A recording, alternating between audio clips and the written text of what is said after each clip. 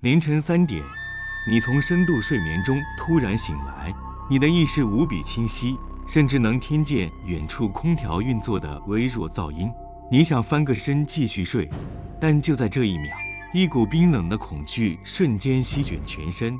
你发现你动不了，不只是翻身，你连一根手指、一个脚趾都无法挪动。你的胸口彷佛压着一块1000斤重的巨石，呼吸变得异常艰难。你想大声呼救，但喉咙像被水泥封死，只能发出微弱气音。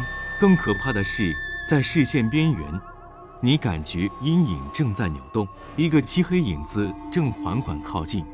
那种真实的威胁感让你浑身战栗，你除了睁大双眼祈祷结束，什么也做不了。这就是民间俗称的鬼压床，医学上称为睡眠瘫痪。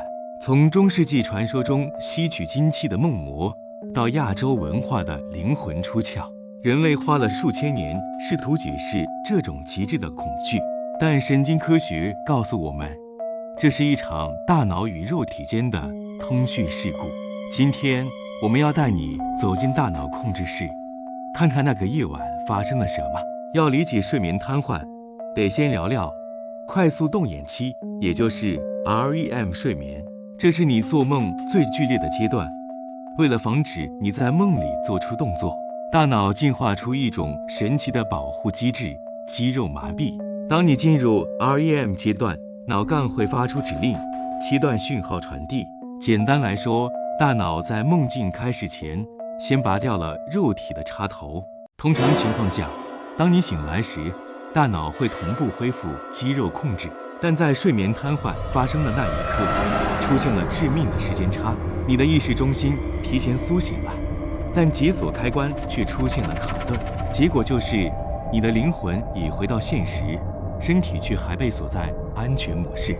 为什么大多数经历过的人都会看到恐怖的黑影？这要归功于大脑里最敏感的警报器——杏仁核。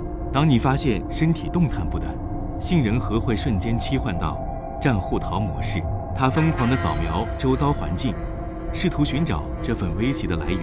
问题在于，当时你的大脑正处于意识与梦境的交界处，因为恐惧，大脑会过度解读所有接收到的感官讯息。墙角挂着的衣服被大脑脑补成了索命的死神，窗外掠过的微弱风声被解读成了恶魔的低语，而那种胸口被压住的感觉，其实是因为 REM 阶段呼吸较浅。当你想深呼吸却做不到时，大脑创造出幻觉来合理解释压迫感。如果你再次陷入这种状态，请记住这套逃脱算法。第一步，也是最重要的一步，停止挣扎。挣扎会加剧恐惧，释放更多压力荷尔蒙，延长瘫痪时间。第二步，寻找控制漏洞。眼球与呼吸机受不同神经控制，试着快速转动眼球，或者故意大口吸气，快速呼气。第三步，专注于末梢，尝试勾动你的脚趾或手指，哪怕只是1毫米的移动，讯号传回大脑就会触发连锁反应。通常在几十秒内，那种沉重的枷锁感就会瞬间消失。睡眠瘫痪并不可怕，它其实是大脑发出的一封求救信，它在告诉你，你太累了，你的压力已让神经系统疲于奔命。下次当黑影出现时，试着在心里对它说：谢谢提醒，我知道你只是想保护我，但我现在很安全。理解是消除恐惧的最好良药。今晚放下焦虑，让大脑与身体同步进入深度休息吧。祝你好梦。订阅我们，理解更多大脑奥秘。探索大脑是为了更好的与自己相处。我是 Bill， 如果你也喜欢这种深度的科学解密，记得订阅并开启小铃铛。我们下期见，祝你今晚有个好梦。Bill 放映室带你洞察意识的边界。